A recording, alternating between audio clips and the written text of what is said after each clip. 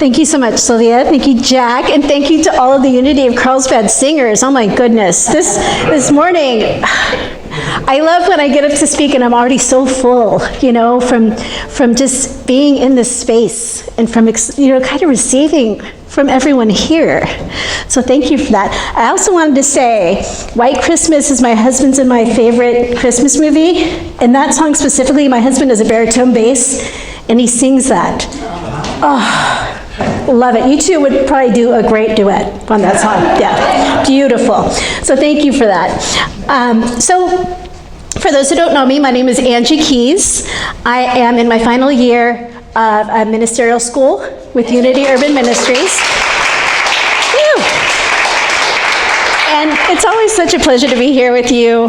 I love you guys so much, and I really just feel the love walking into this space. And anyone who's out there watching this, if you're looking for a place to come in and just feel loved, this is it. So come check us out.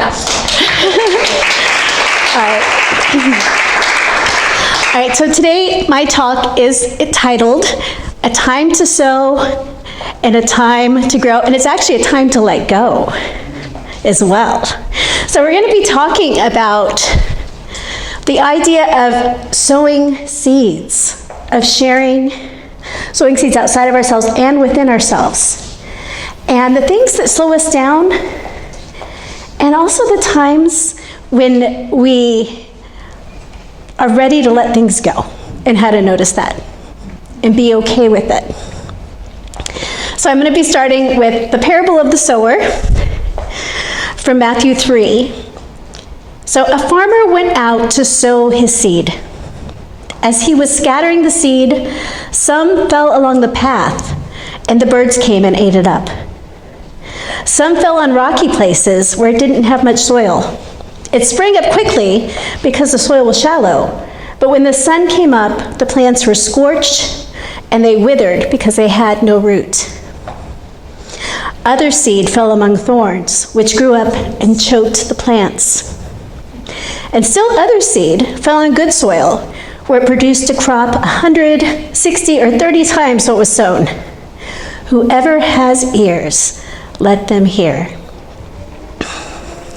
So what I love about this parable is it's speaking to consciousness, levels of consciousness.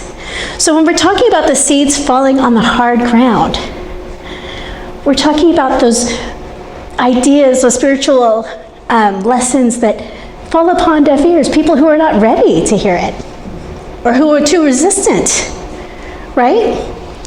And it doesn't affect them. It's like if you know something's not true for your life and someone tells you this, you'll be like, yeah, whatever. But they're in that space of hard ground consciousness where nothing's getting in.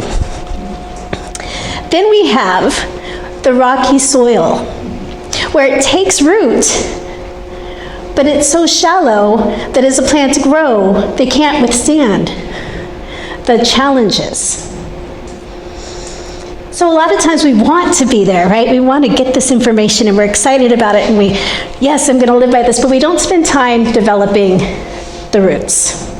We don't understand, and on a deep enough level, that it takes hold and is strong. The next is falling among the thorns. And I think we see this so much. We want to be enlightened, we want to be positive, we want to have these understandings, and we also have some doubts. We have some fears, right?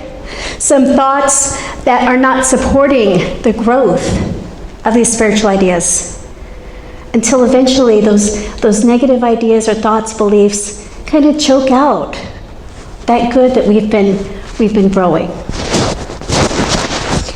And then lastly, we have the fertile soil, where the seed falls, it's ready, it's prepared. We have the space to grow those roots. We spend the time developing that. We're able to work through whatever false beliefs we've been holding on to, or whatever negative ideas might be stopping us from fully expressing, and we're able to grow. We're able to let those spiritual ideas grow. And I love that at the end he says, and we hear this a lot in the Bible, whoever has ears, let them hear. Because sometimes we don't have the ears to hear yet. Right? Sometimes we're just not there. That's okay. We're all on our own path. We're all on our own journey. But it's just acknowledging that. We're putting this out there, we're planting those seeds, and sometimes they're going to fall on hard ground. Sometimes they're going to grow, and that's okay. And that also is about us too, like our inner work. We have all these levels of consciousness depending on what the topic is. For instance, you might be fertile ground for prosperity. Oh yeah, I can manifest, man. I can do this. I got this. But you might not be there with trust, faith, forgiveness. And in that area, you might have some beliefs that are holding you back. So I kind of want to talk about that idea of seeing where we are ready to nurture ideas, where we are open and receptive, and how we can shift it if we're not quite there yet. How we can get to that space of fertile ground.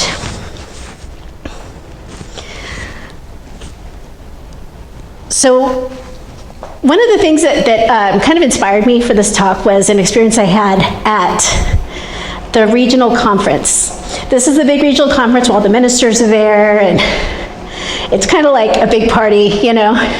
But also it's about learning and growing together and sharing. So I was at this regional conference, and we were supposed to bring a sacred item, something that meant something to us, that we could share, add to the table, and then at the end, we were going to each go and pick an object, not necessarily ours, something that called to us.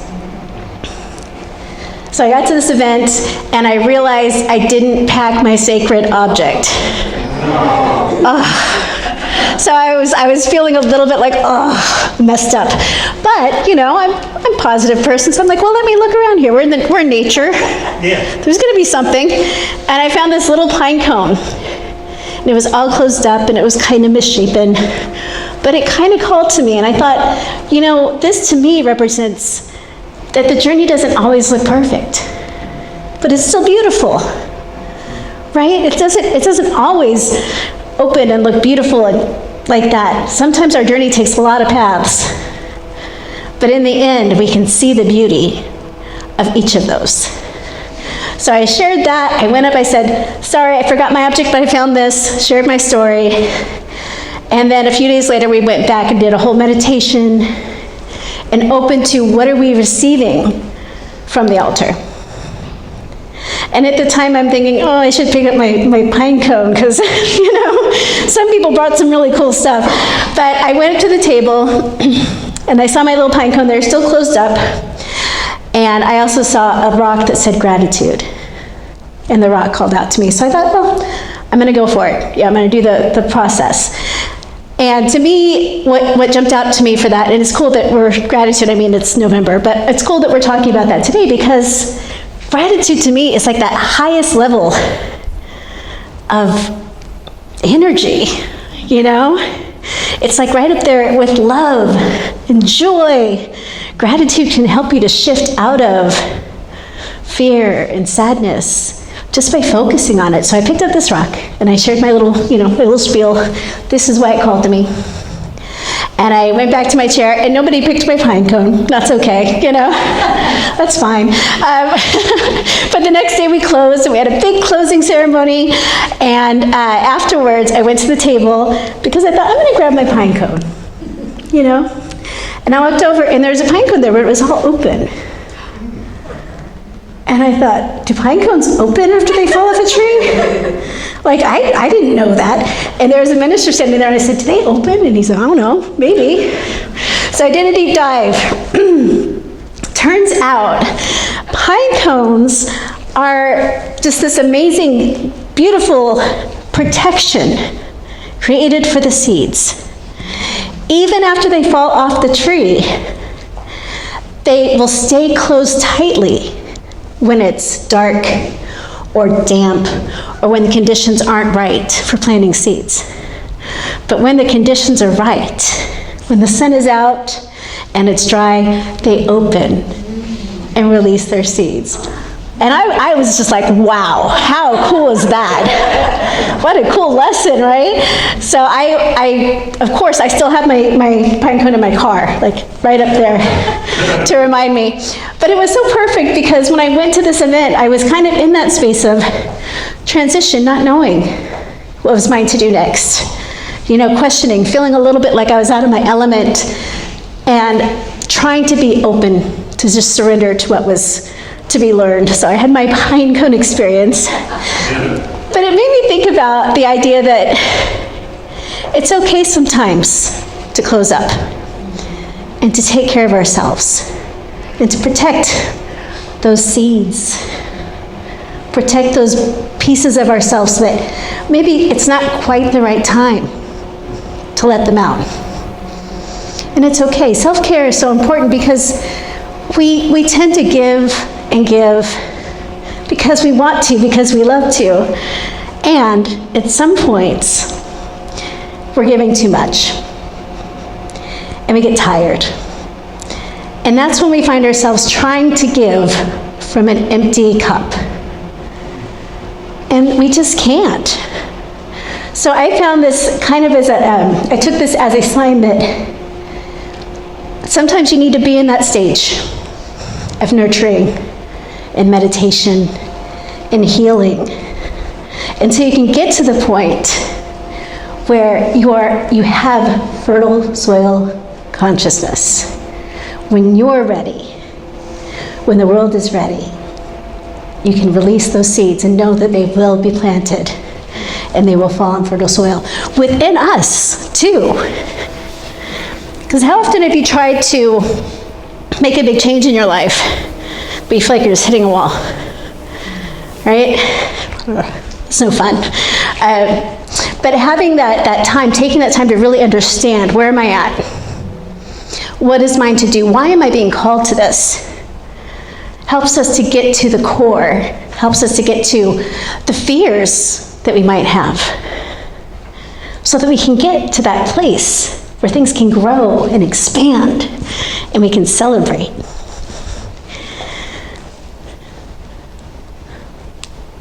So I also looked at a time to sow as relating to the Ecclesiastes.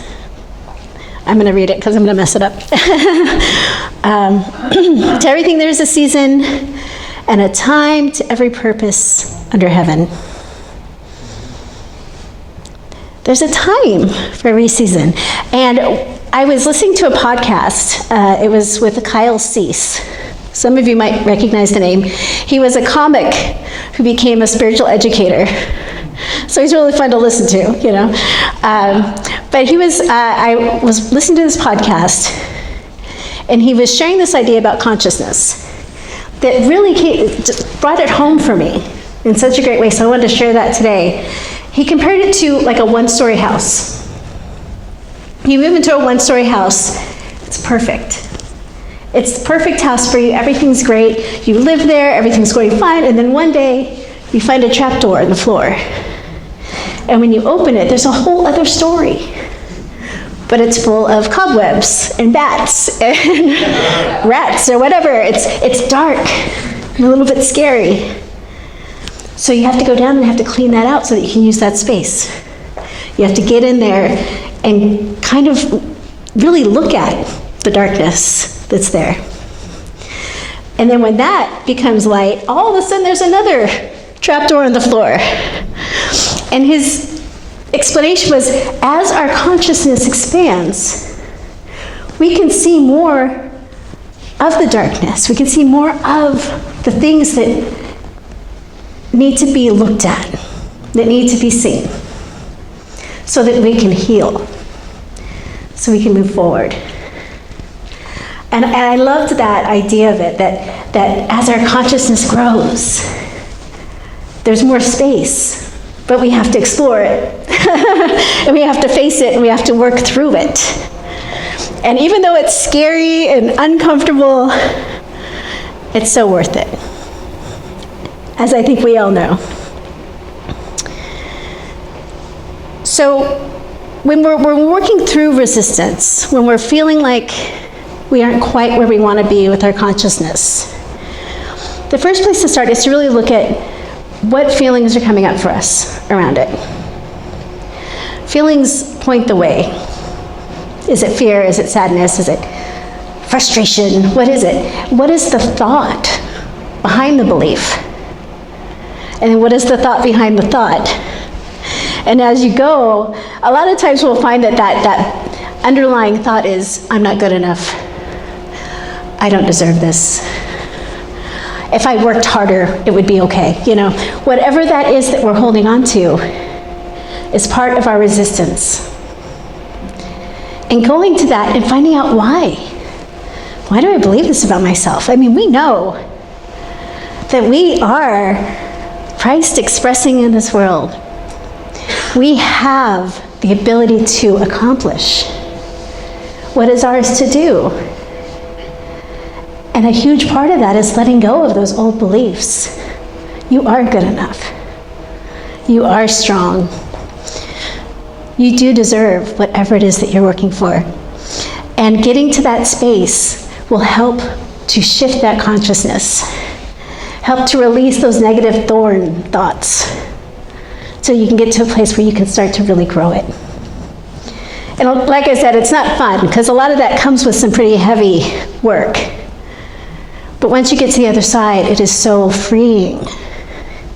And you can take those steps, and you can feel alive, and you can just live from that joy and that knowing who you are.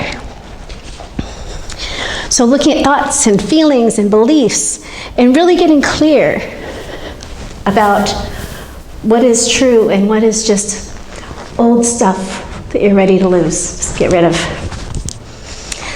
And then the second part is a time to let go. How do you know when it's time to let go? Well, it goes back to that idea of consciousness, right? When we grow our consciousness, we kind of become different people. We see things differently. Another thing in the podcast was, if you started a business or I'm trying to think of the words. If you started a business, a career, a big movement in your life from a certain level of understanding, from a certain belief, as your consciousess grows, that may not fit you anymore. If you start doing some work around, I need to prove that I'm good enough. I'm going to do this because I'm going to prove to everyone I can. Well, eventually you're going to outgrow that. You're going to be like, of course I can do this. I don't need to prove this to anybody, right? I got this. All of a sudden that work might not speak to you in the same way. Or it might call you to a different level. And it's okay to notice, this isn't filling me anymore. This is not where I am. And I know I'm ready for something else. It's okay to let that go. And trust that you're being led to the next thing. That feeling of being drawn, just knowing that, I don't know if I could say no if I wanted to. That's like the best thing, right? Knowing that this is mine. I know this is mine to do. And it's also hard sometimes to let go of what's behind you. Because we put a lot into it. We put love and work and everything into this, and then we're like, oh, I guess it's not mine anymore. And that's difficult. So the other thing is having healthy boundaries, learning to say no. That's a good time to let go. When you find yourself not being able to serve at the same level, feeling overwhelmed, feeling tired. And once again, it's okay. And it's important to let others step up.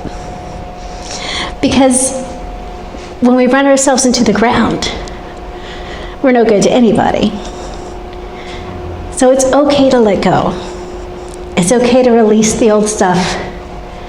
And all of this is working towards that shifting in consciousness. And that reminding ourselves that we have all we need. Reminding ourselves that we are growing, and it's wonderful. Reminding ourselves it's okay to take a break and heal. And then when the time is right, to release those seeds and to jump into it with joy and love. All right, so just go over everything. It's important to shift our consciousness, to notice where our consciousness isn't quite where we want it to be, and be willing to be present to what needs to be seen.